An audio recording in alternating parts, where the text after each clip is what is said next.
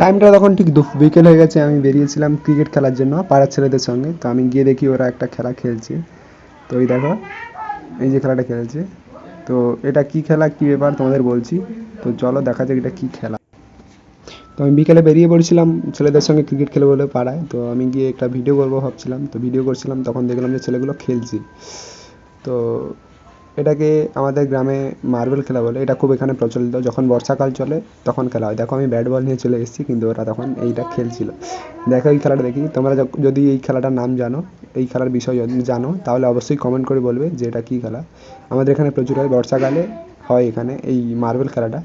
তো এর একটা নিয়ম আছে, 3, 6, 9, 12 একটা হাত সিস্টেম আছে, ওই হিসেবে খেলা হয়। ছেলেগুলো খেলছিল। আমি তো গুটি ফুটি খেলি না, শুধু আমি ক্রিকেটই খেলি। তো বাংলা কথায় এটাকে গুটি খেলাও বলে, ঠিক আছে। এই খেলাটাকে গুটি খেলা বলে। দেখো ছেলেটা মারছে, দূর থেকে মারতে হবে। এই ও মারলো, আবার এ মারবে। ওই যে ওইখানে যে হোলটা দেখা যাচ্ছে ওটা একটা গর্ত বলে, ওই গর্তে ওই গুটিটাকে ফেলাতে হয়।